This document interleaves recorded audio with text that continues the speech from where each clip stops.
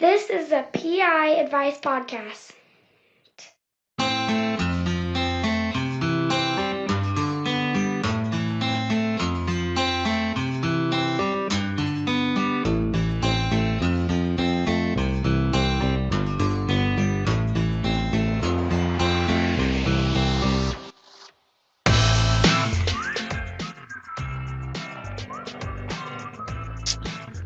What's going on? I hope your morning is not too early.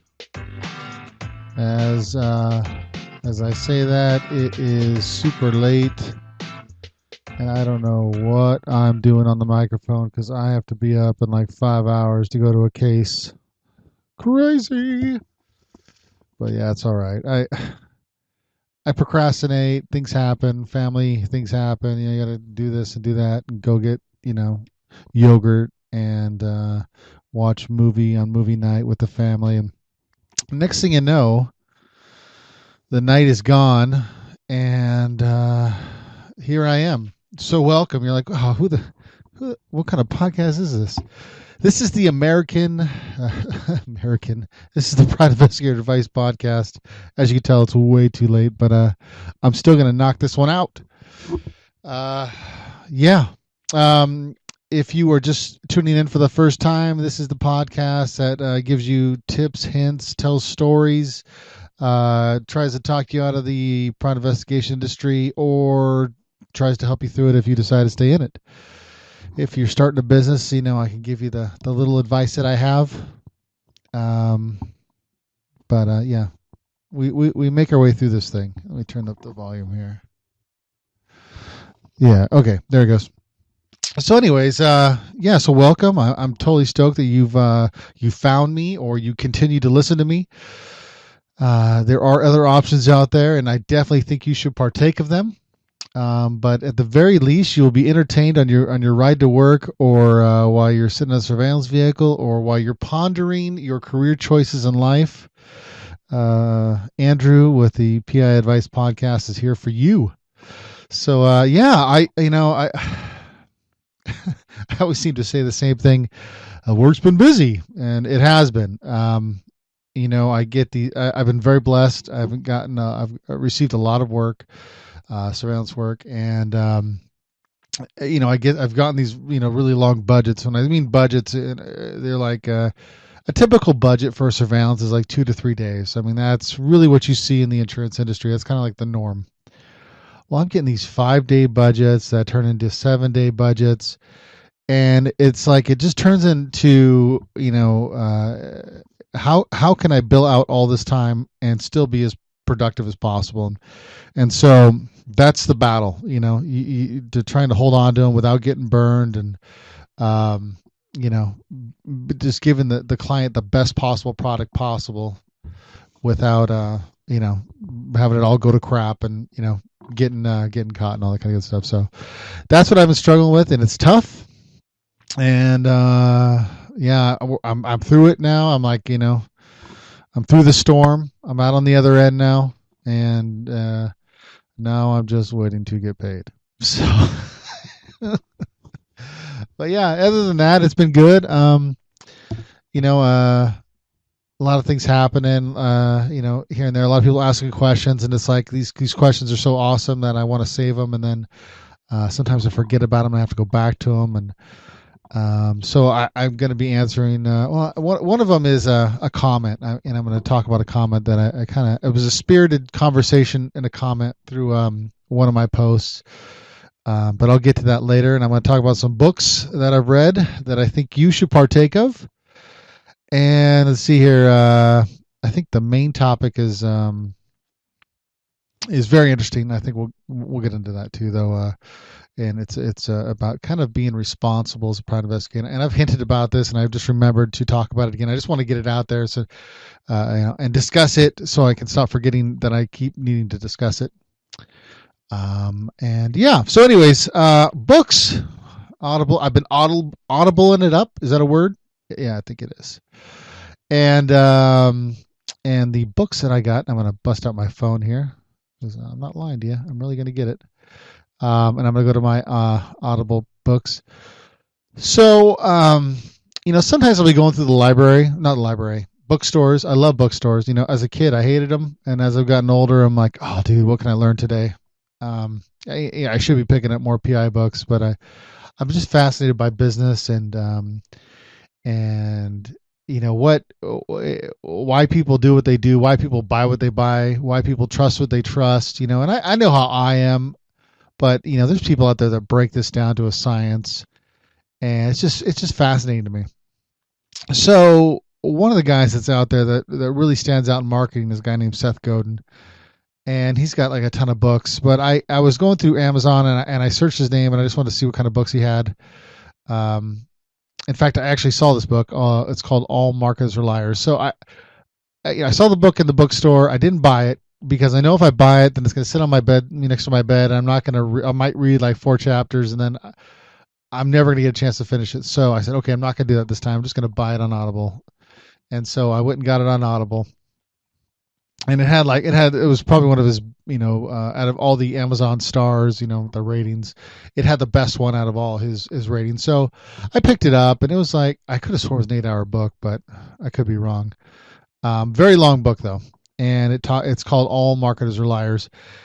And I think it's a fascinating listen, read, whatever you want to do, because it kind of, it really taps into a lot of things, like like people have already made up their mind about things, and sometimes you need to let them tell the story of your business or your product, and it's kind of like you lead them just on a little path, and then let them develop what they think your business is, instead of trying to tell them exactly what it is. Let their imagination decide it for them. Hopefully, it's in your favor. And it also talks about, a lot of it is about the story, like, what story are you telling?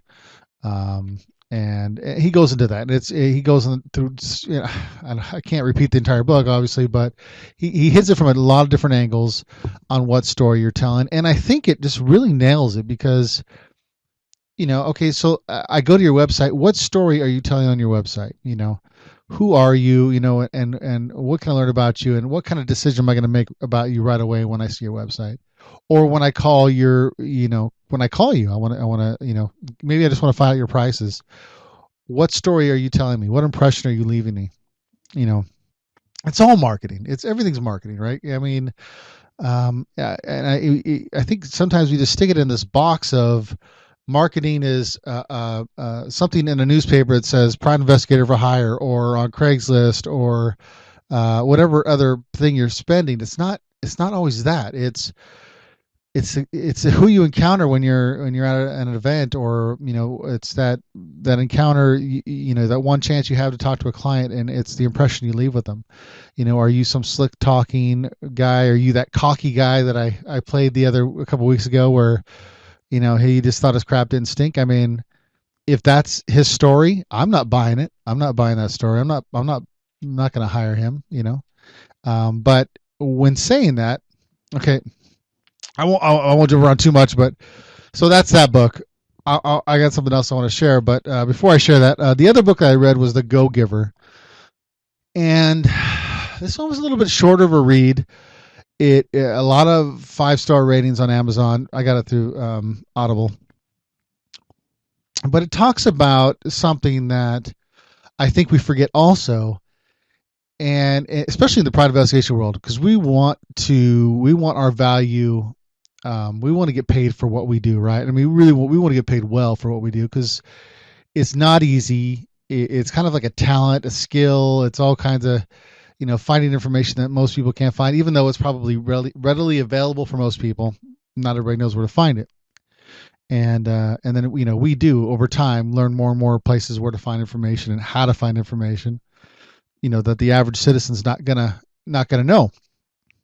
Well, I guess what I'm trying to say is this book talks about giving more value. I mean, this is kind of almost like the moral of the story. I mean, even though there's a lot of different steps in the story, and it's a very well read, well put together book. You will listen to this book, and you won't bat an eye. You're gonna love it. Basically it's about giving more than you take. And that's how they say that you will be abundantly wealthy or rich or whatever, or do very well. So, in saying that, if you're working for somebody, who's your client? Your client's your boss, your client's your supervisor. You're working for G4S, you're working for ICS Merrill, or so every time I want to think about the other companies that I want to talk about, like these West Coast California, is it Hub, Veracity, all those other, I'm trying to think as much as I can here. If you're working for them, your boss is your supervisor, or your whatever, your regional manager. Provide more value than you're getting paid for. Go above and beyond. Proofread your reports. I mean, I know this is the most basic thing, but what's the worst that can happen if you're providing more value for whatever you're getting paid? Good things should come your way. You should get recognized for it. That's my belief. That's the way I can honestly say that's kind of how it worked for me. Because I felt like I was providing more value. I went out of my way more than anybody else. And it was, you eventually get noticed. It's just they can't help but notice you. So that's for the guy that's working for somebody. The guy that's got his own business, same thing applies. Your boss is just somebody else. Whether it be that client that's just, maybe it's a divorce case, or maybe it's maybe you're just pulling records, whatever it is, just provide, I don't know, make it more valuable. Make your service more valuable for whatever you're charging. And I don't know, man, maybe if it's not worth it, maybe you need to lower your prices so whatever you're providing is more valuable than the price you're charging. I like the whole thought behind it. I really do. As I glance around to other websites and I look at the prices that they charge, I'm like thinking to myself, wow. I mean, they must be really good at what they do, because they're charging something that I don't think I would charge, or maybe it's just, I don't know, maybe it's just I'm not that good at it. So that's why I wouldn't feel comfortable charging it. I don't know. But anyway, so along that lines, there's been discussion. Oh, by the way, I'm just going to go ahead and my little ad here, Audible. If you haven't tried Audible, man, I don't even care if you click through my link. I just think it's ludicrous. It's ludicrous not to sign up for Audible. I mean, especially if you don't want to read, especially if you don't like reading books. What better way? It's like having someone read a story to you. And it doesn't have to be all these, learning, marketing, business, PI, whatever. It doesn't have to be. It could be a book that you just want to, maybe it's Harry Potter, or I don't know. I mean, whatever books are out there. Whatever. Try it. I encourage you to try that free offer they have. They give you a free book. I mean, you download the app, and you're like, okay, you pick your free book on the computer, you download it to your app. It's on there for free. You cancel the service if you don't like it, and it doesn't cost you anything. Drives me nuts. I can't believe more people aren't doing this. So if you want to use the link, you don't have to. You just be supporting the show if you want to. You can go to Audible Trial / PI Advice Podcast. I always have to look back because I never think about it until I do a podcast. You can go on there, use that offer code, and it'll let you know that they heard it through here, and I'll get the credit for it, and I appreciate it. If not, that's cool too. If you just want to go there, like I said, I don't care if you use my link. Go there, get the book. You'll thank me. You'll call me. You'll email me. You'll say, Andrew, you're awesome. Thank you for that, sir. And I'll say, you're welcome. Anyways, so going on, something really cool. Like, there's been discussion on the PI Advice Marketing Facebook page. I always tell you guys, go check that out. I mean, the guy thinks out of the box. I mean, I agree with some of the stuff he says. Sometimes I'm like, I don't know about that. But he's always trying to think out of the box, and even if what he talks about triggers something with your business or your career, I mean, it's worth it, right? He's not asking for anything. He's just he's sharing things, he's picking your brain, he wants to know things, maybe he's trying to help his business, or maybe he's trying to help others in the industry. It's all kinds of good stuff. But so he talked about doing marketing videos, or kind of like you have a business, do a YouTube video or whatever, and you talk about certain content, which I'm interested in. I'm trying to see what he does with it. But not long after that, I saw a video from Ryan Adam Investigations, who's a guy who started a business. Oh, I know he's probably in business for over a year now. I don't know. And he's like, he's got a really nice website, and he went and put together a video for his for his business, and basically it's him talking like, hey, my name's Ryan Adam Investigations. Obviously it's a lot nicer the way I'm saying it, but he talks about what his services are and how how he's going to help his client. And I thought it was really well done, especially I think it was probably one of his first videos. I pulled I probably told you this. I pulled my first video that I ever did for the PI Advice website. The videos, it scared me. It was kind of creepy. The quality was so bad, and I just had to do it though. That was one of the things I had to do to break the ice and get comfortable with being on camera and seeing myself.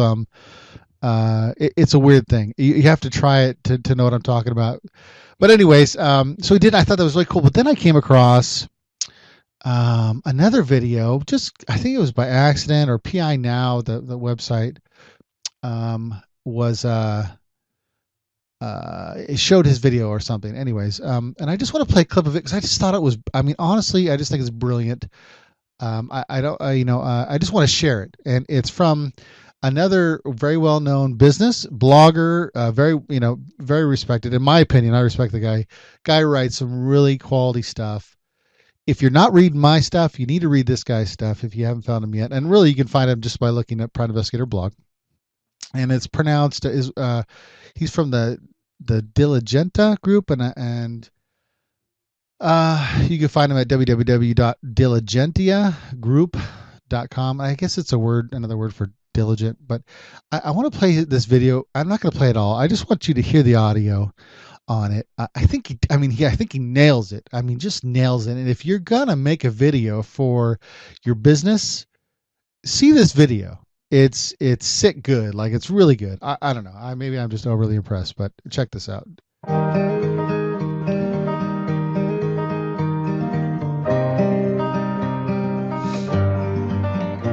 Thing that Diligentia Group to me, it sort of means diligence, the Latin term meaning diligence, and diligence to me it's about doing your homework, understanding what you're dealing with, what party you're being involved with, and I think that means a lot to what a private investigator does.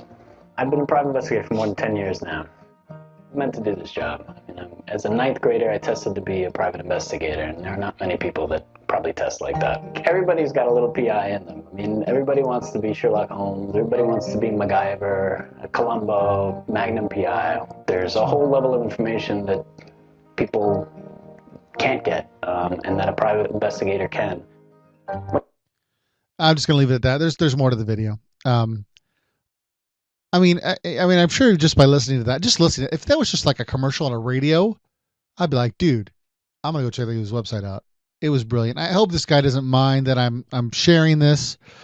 But I just thought it was so quality. I mean, it just kind of got me pumped up. Like, that's how it needs to be done. I mean, if you're going to put yourself out there, that's how it needs to be done. I don't know if he produced it by himself or how it was done. I haven't asked him. I don't reach out to people very often. That's just how I am. But I don't know. Maybe you need to reach out to him. Say, dude, how did you do that? I am so impressed. Share your secrets with me, oh master. Find out how he did it. I thought that was pretty cool. So, anyways, I just want to share that, and also Ryan Adam Investigations. He's got a video out too. I thought he did a really good job, and I'm kind of guessing that it's his first video. The production value was very nice. Again, it takes a lot of cojones to put yourself on video, even if it's for your business, because you kind of you're putting yourself out there. And I do it all the time on here, but it's just different. I think the main reason, maybe just in life, and I'm just kind of getting philosophical here, that we don't put ourselves out there is because we're and I'm guilty big time of this, is that we don't want to be rejected. We don't want someone to say, "Oh, you suck, you stink, and we don't want you, or we don't care about you." That's I think that's what holds everybody back at some point. It's just that fear of rejection. And like I said, I'm guilty of it too, guys. And it's taken a lot it's over a year now, a year and a half now of me doing videos and podcasting and blogging. I mean, I don't have the biggest podcast audience. I've got a lot of dedicated listeners. I mean, I can tell, I've got dedicated readers. They come back over and over again. And I'm appreciative of it. I appreciate my audience, have those guys been around longer than me that have more experience than me? Absolutely. But, over time, I'm going to be up there. I'm not that worried about it. So anyways, we'll move on because things are just so awesome. So we got a comment from a guy on one of my blogs, and I'm gonna do a little reading. Do my best to read this. And it was done by, close some things here. It was on my blog. I wrote a long time ago. It's called 7 Ways to Build Experience and Land a Private Investigator Job. Now, this is one of my awesome blogs. One of the ones that I really poured some love into. And, whatever. If anybody's listened to me long enough, you know that if anything, I'm going to try to talk you out of this career first. And if you still want to get into it, then I'm going to try to help you get into it, and I'm going to help you, do what I can, whatever knowledge I have to help you get there. So, and that's what I basically did in this blog is try to do that. And so this gentleman, his name is Robert. He writes, and clearly he has some experience. He's not just writing out of his hiney. He knows what he's talking about. Like almost everything that he says, I agree with. So let me read this first part that he wrote, and I'll end up probably just paraphrasing what I wrote back to him. Robert says, the best way is to work for a law enforcement agency first. The PI industry is one of the lowest paying jobs in the country.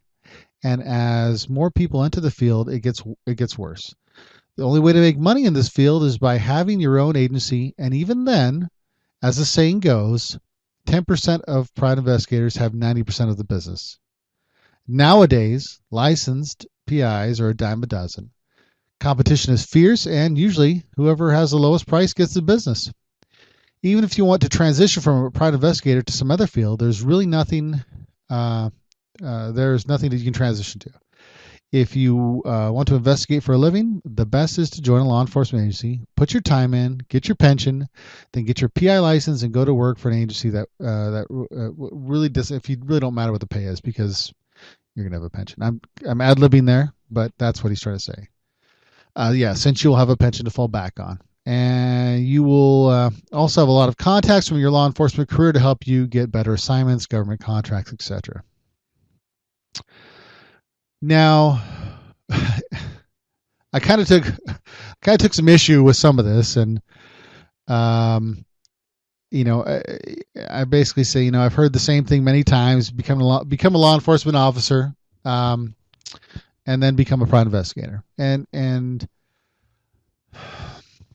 I can't argue with that. I mean, if you can be a private investigator, if you can be a law enforcement officer, if you want to be a law enforcement officer, great. I mean, and the theory behind it is, yes, you're going to have a pension, right? And I tell you, the private investigation industry, it's tough. And, there's a lot of money to be made, and there's a lot of money not to be made. You could work and you could not work. Just a couple months ago, I was getting a little scared. I was sitting on money that I had saved to get me through that time. And that's the lifestyle, and it can be scary. If you're a young guy, if you're a family guy, I talk about that.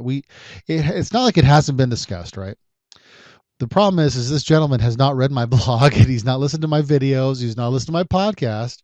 So that's where some of the issues take place. But so here's where I kind of take issue with this gentleman. And again, clearly he does know the industry at this point. I don't know that for sure, but I'm getting the impression.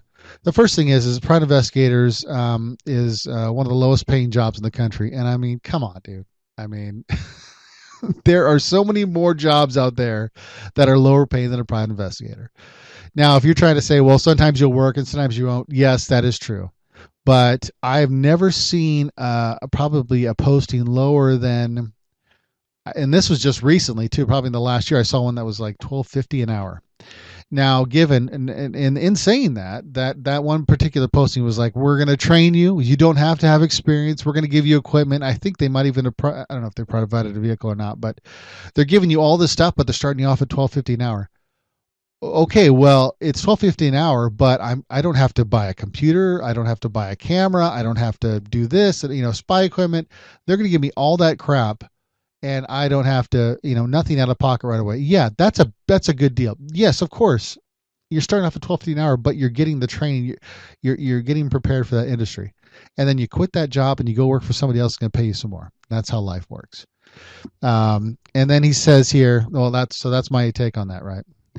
And by the way, I don't have any ill will towards Robert. This is just me being passionate about the conversation.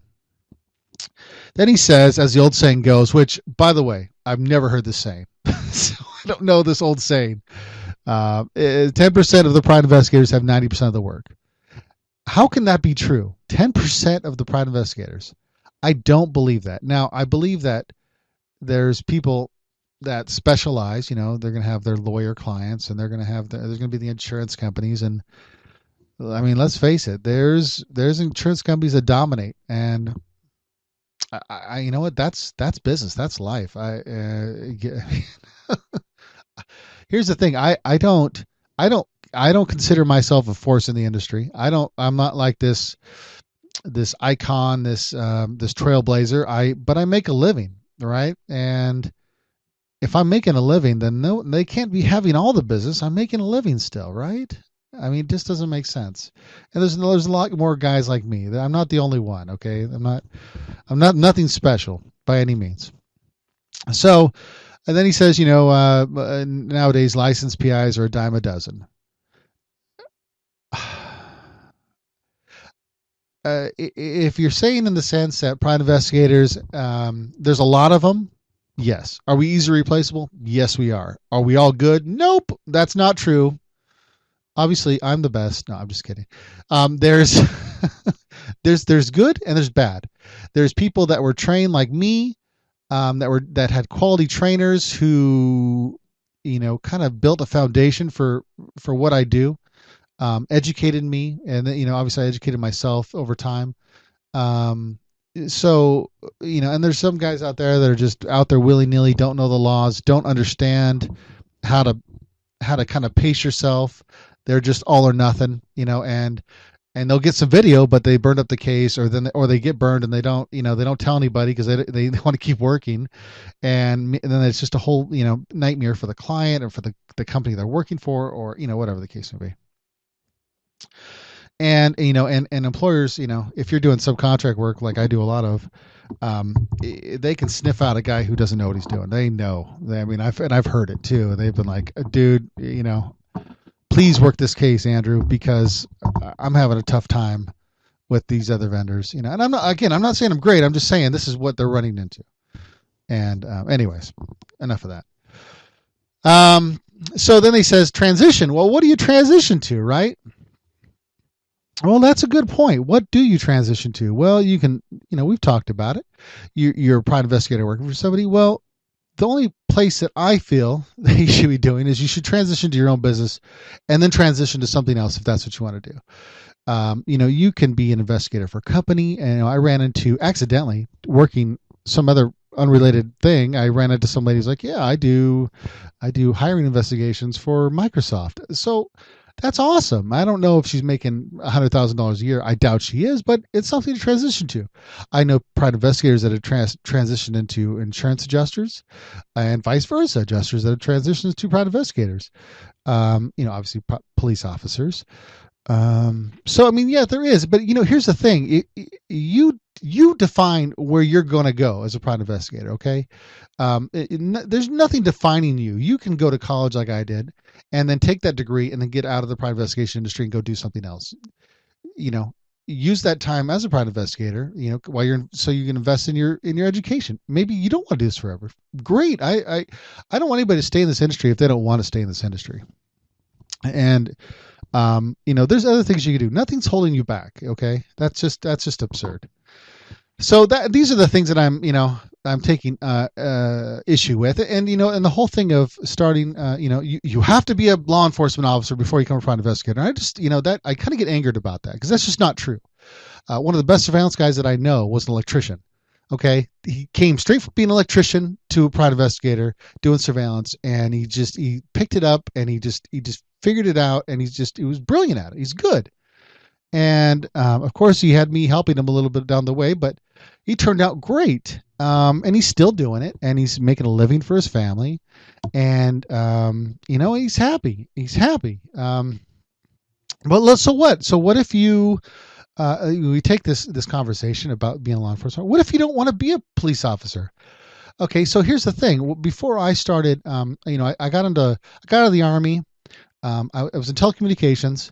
And the whole cell phone thing industry was kind of plateauing, right? All my friends that had gotten their cell phone company jobs, nobody was getting hired anymore when I got out. It's just because it was just coming, it was peaking when I was in the Army, and it just was dying down when I got out. And so what I had to do, I had to become in loss prevention. So I was lucky enough to jump into that. And then I was applying for the California Highway Patrol during that time. And meanwhile, I was courting my wife before we got married. And so, my whole thing was, I'm going to get out of loss prevention. I'm going to be a police officer. Well, I made it through the entire process, did the final interview. Basically, it was, hey, we'll see you soon. And we'll let you know when the next academy is. Well, I swear to goodness, man, if it wasn't, I don't know, maybe it was 6 months. It felt like it was forever. I mean, it felt like it was a year. It probably wasn't a year, but it felt that way. And so I get this call. And by then, by the way, I'm sorry, loss prevention to private investigator by then, right? So I'm a private investigator by then. And they give me a call. I'm on the way back from a case. And they said, hi, this is so-and-so from the California Highway Patrol. We just want to let you know that the academy's starting and such. And this is the academy you're going to be going to. And I'm like, I can't go, dude. My daughters, by then I'm sorry, let me catch you a little bit more. I'm married, and I'm about to have a kid. So, and they're like, yeah, the academy starts in October, and it's going to be, I can't remember how long it was now. Yeah, it doesn't matter. Anyway, so basically it's going to overlap the birth of my child. And through the, I had gotten a tour through, which nobody does, by the way. Me and my buddy got a tour through the academy, and we got to see where they do the driving tests and the barracks, or whatever you want to call them. And we knew that once you went to the academy, you were not going to be able to come home. And I think they come home on the weekends now, but I wasn't going to miss the birth of my daughter. And I was really getting ingrained into the private investigation industry, and I was kind of enjoying it. I was like, I can't put my life on hold. And, as much as this great opportunity was there, I was like, you know what? It's not that important to me. Me seeing my kid born, me not missing some things. At that time in my life, that was more important. So here's a long story short. I didn't become a police officer. I don't know where I'd be right now if I was. I don't know if what I'd be missing out on. I wouldn't be in Washington. I don't know where my life would be right now. I think everything happens for a reason, and here I am. I don't say I just love being a private investigator, but you know what? That's where life has taken me. And I'm sorry to take you down that long road, but I mean, I had my opportunity, right? And here I am. And I probably could have had that opportunity again. I could have, had a second chance at it, and that's just not what I wanted to do anymore. Now, given all my buddies are police officers, and my brother's a police officer, and that's great, and that's good for them. But not everybody wants to be a cop, and not everybody's capable of being a cop. There's people with disabilities out there. So what? They can't be private investigators because they weren't a cop first? Well, that's bull crap. So, I understand the theory of, hey, get your retirement and have something set up because sometimes it could just be so inconsistent. But we know that we talk about that, and if you listen to this podcast, you're familiar that what you need to be prepared for. That's just the reality of this job, and that the things are going to be inconsistent. But that's what I'm here to tell you. There's no surprises when you hear this. I don't make this a pretty industry. It's not. I mean, there's great things about it, but there's a lot of hard things about it too. So if this guy would have listened to anything that I had written or wrote, he would have known this. And so, what else did he say? What did he say here? You can read all these comments, by the way. I'm kind of jumping around here and there, but he says, what about a living wage? Apparently he thinks that I'm trying to lie that this isn't a living wage. Now, his interpretation of a living wage and mine must be different of what a living wage is. He says, and what is a livable wage? To tell the truth, sir, fact versus fiction. Working for a PI company, you'll be paid $15 to $25 an hour at the high end with a substandard mileage allotment while burning up your own personal vehicle. Most companies pay time on site, which means you're expected to travel on your own time to assignments, which may be an hour or more away based from your home. And most companies do not pay report time, and then you'll do that on your own time. So a lot of what he's saying is true. $15 to $25 an hour, and 25 is being really generous when I'm saying you're working for somebody. My question is, when did that now become a livable wage? When did $30,000 to $40,000, $50,000 a year not become a livable wage? I beg to argue that thought because it's been a livable wage for a very long time for me before I even thought about doing my own business. It's absurd. That's an absurd but you can't compare it to a police officer who's making $100,000 a year. You can't do that. It's okay. What a livable wage for somebody in some areas may not be for somebody in some other areas. But I live in an area where there's many people living off $50,000, raising a family off of that, and that's could be only their only income. So I take I argue that point. Mileage allotment. It is what it is, man, and I hate that word. Trust me, but. You're not going to get 55 cents a mile. They might charge the company 55 cents a mile, but you're going to get 35 and the company's going to get 20 cents of that. How's that fair? It's not, but that's business. You burn up your own personal vehicle. That's true.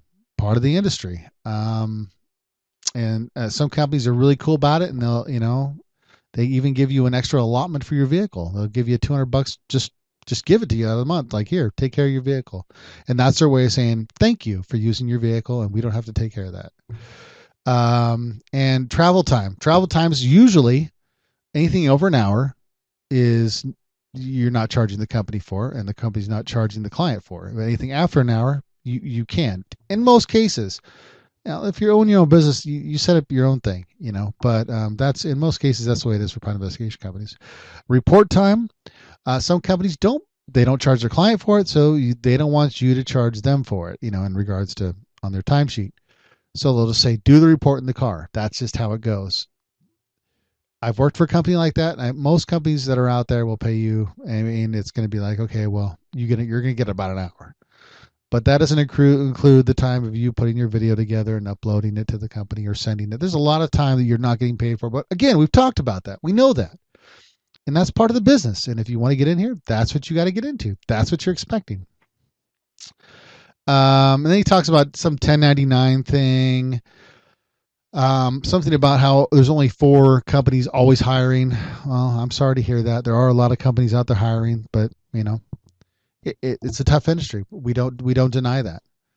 And he spent 10 years in the industry, and he doesn't wish this upon anybody. It is a tough industry, and I'm sorry that this guy has such a hard time with this industry. It's not pretty.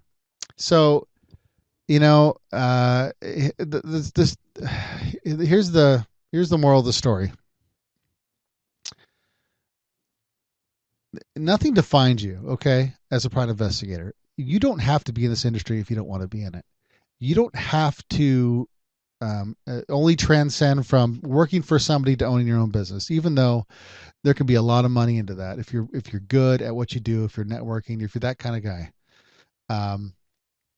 there's nothing to stop you from getting a college degree or from being educated in other areas of investigations to make yourself more marketable to, to some major company.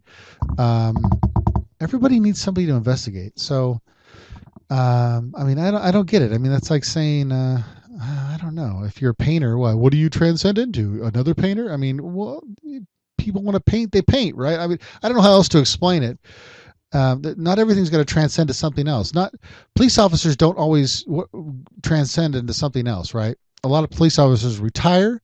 Sometimes they work security and they get paid a lot to do it because they're armed, but or they start their own business because they got something to sit back on. But I don't want to beat that into the ground. I've said my piece on that. You guys can read the comments verbatim.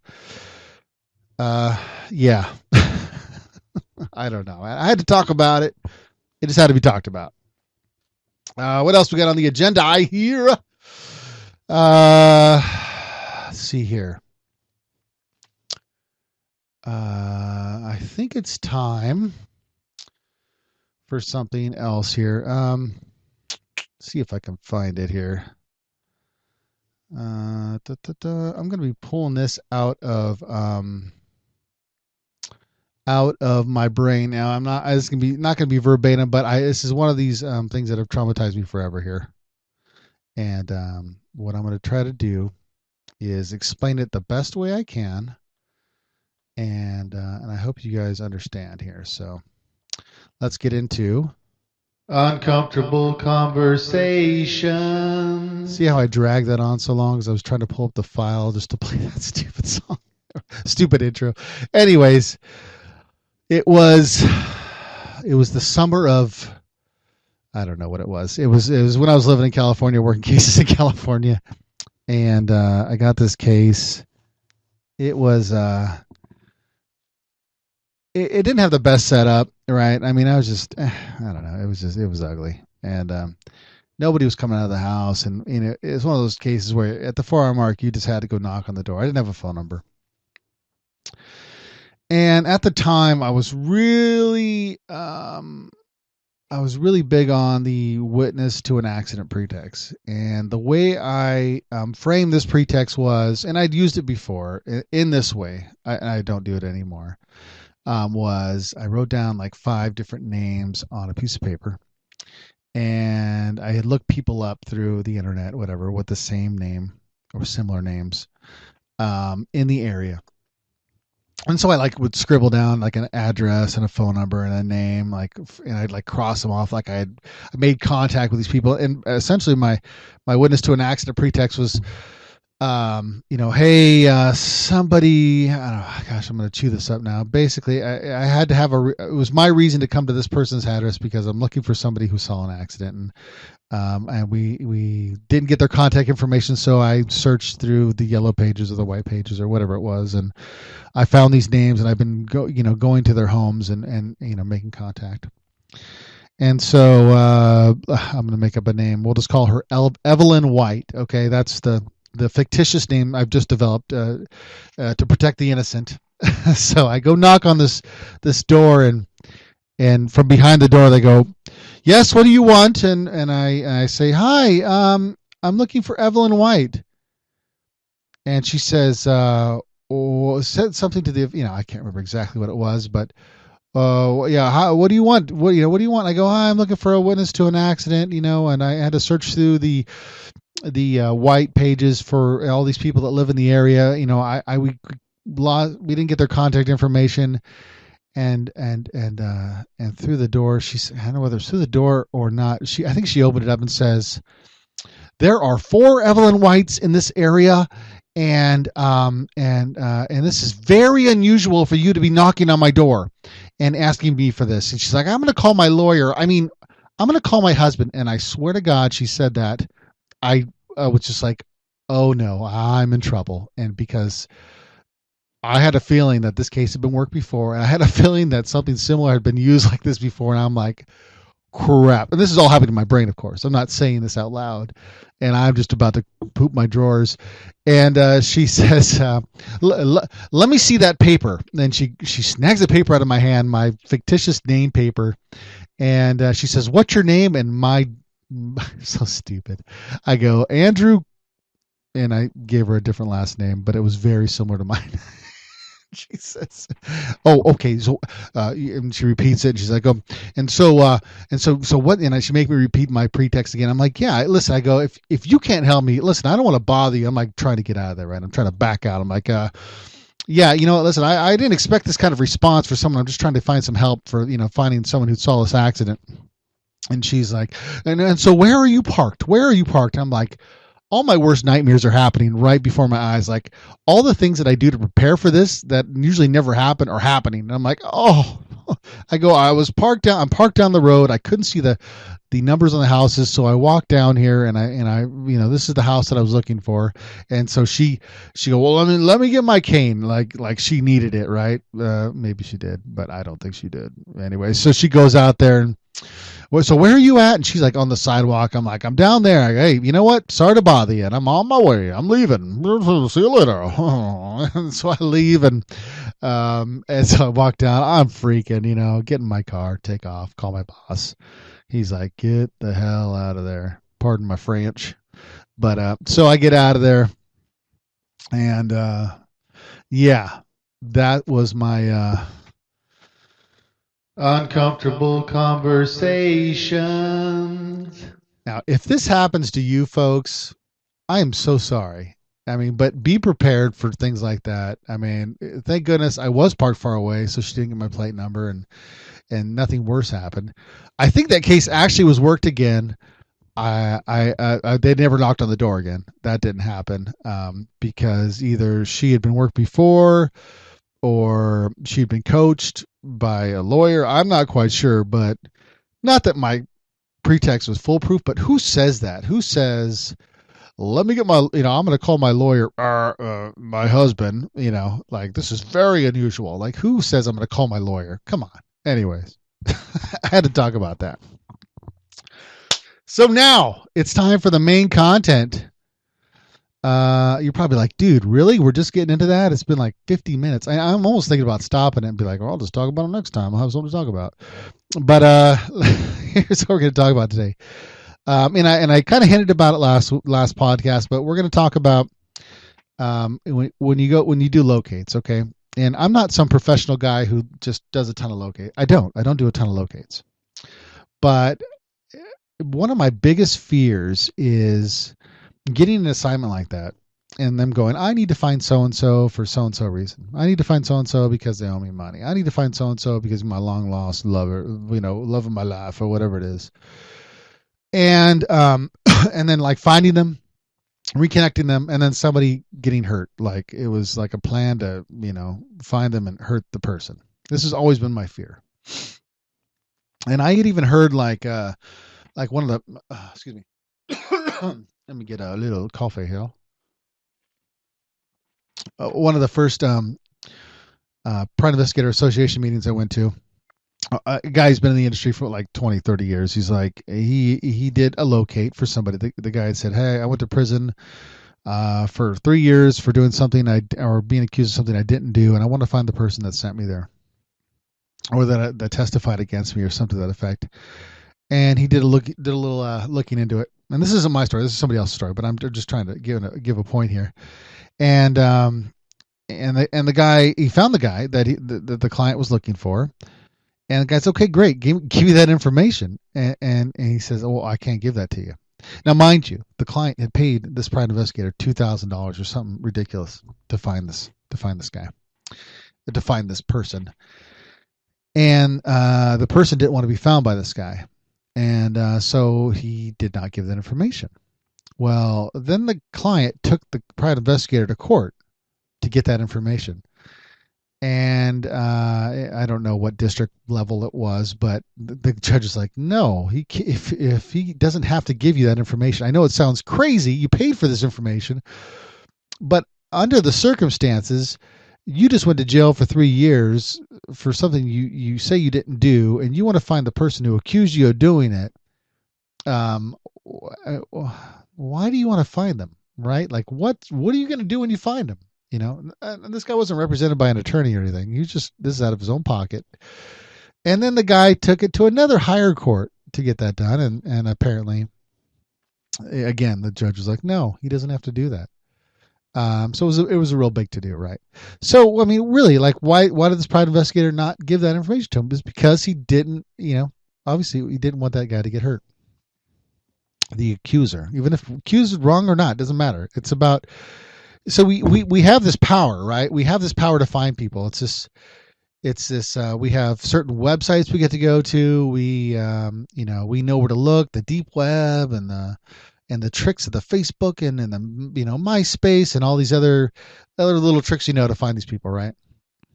Maybe it's a pretext we use, but we have a responsibility to the person that we're being hired to find. And ever since I kind of heard that story, I was always, unless it was going to be one of those things where an attorney is asking me to find somebody, so I have some kind of buffer between the client and myself, protection, if you will, or protection for the information that I give.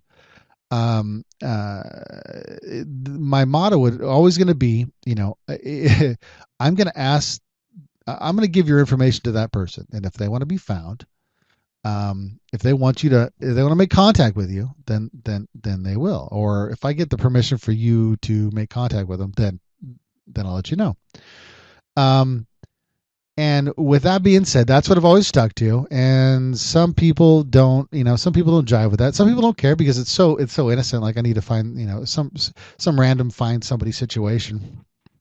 And I've passed on other, cases where it's been, the guy was stalking her. She's like, don't you dare give him my information. No, I don't want to be contacted by this guy. Thank you for finding me, but telling me this, but I don't want to be found. I mean, these are the situations out there. Now, just because you pay me doesn't mean I'm going to go and just, give that information to you to go and hurt them. Hell no, that's not going to happen.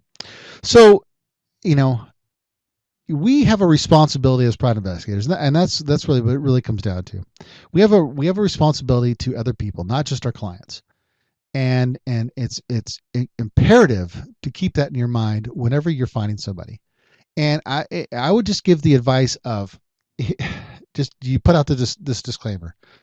I will find them, and this obviously under certain circumstances aren't going to apply, but you can always tell your client, like, look, I will find them. And if I find them, even though there's really no guarantee that I'll find them, but if I find them and they don't want to be contacted by you, you will not receive the information.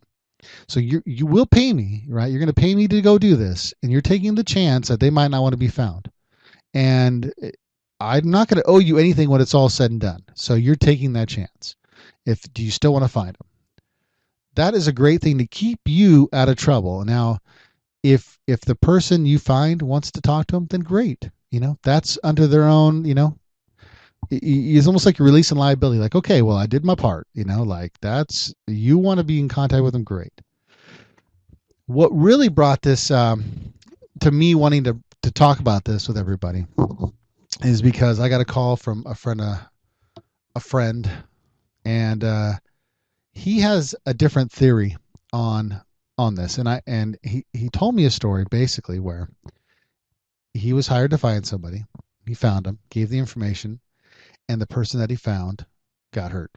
And that's all I can really talk about. But when I said you can't do that, you need to be like going through different channels or do it the way I just said, hey, if they want to be found, I'll let them know, He says to me, well, then you're not going to get much business. And he's right. I'm not. But I'm not going to have somebody's life injured because of $50 or $70, whatever the charge was to find somebody. Not worth it. Not worth it at all. And that's my theory on it. Now, I haven't talked to him since, and I hope everything's going okay with everything, but you got to think. You're always going to have to think about that. We have a lot of responsibility in our hands as private investigators, and it's something you need to think about. So that's my food for thought. That was actually my main content there. That little story. If you're already thinking that way, great. If you're not thinking that way, if you're always thinking about the money, just think about the liability that you're going to have to pay when someone gets hurt because you found them, and so, and they didn't want to be found, and it's it wasn't like the FBI's most wanted. It was somebody wanting to hurt somebody, and you found that person for them. Think about that. So keep that in your mind. And yeah, that's basically it, guys. I'm going to review my list here. We talked about the books. We talked about the comments. We talked about the videos. I really thought it was fun. I hope you enjoyed that too. We talked about providing value, providing more value than you get paid for. That's how you're going to make it rich, according to the Go Giver book. Definitely recommend that book. It's like a 2.5-hour book. And let's see. Yeah, I gave you my uncomfortable conversations. That was one of my better stories. I will never forget that. I swear to goodness, that probably happened 8 years ago. I still remember it. I probably didn't tell the story exactly, but almost verbatim. Almost. And yeah, man. I'm just glad you guys tuned in. And I hope you guys are, enjoying your day. I'm trying to find the intro, and I'm having a heck of a time here. Of course, especially when I want to wrap this up. Embarrassing. I'm going to end up totally editing this out. Hey, well, just searched it on my computer. I would have found it.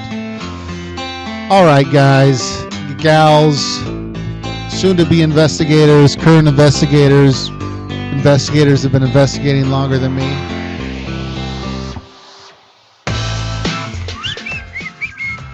As we whistle out of this podcast, I hit 200 subscribers to the video channel. I was pretty stoked about that. Got about a lot of people interacting with a lot of videos. I'm very happy about that. If you guys have questions or want videos made, let me know. Stop by the Facebook page if you want to know when the latest content's been published. I usually publish it on there. Just kind of give the alert, let everybody know that something new's on there. And hey, I really appreciate you guys checking in. And that's about it. I really don't have anything else to say. So take care, be safe, and I'll talk to you soon.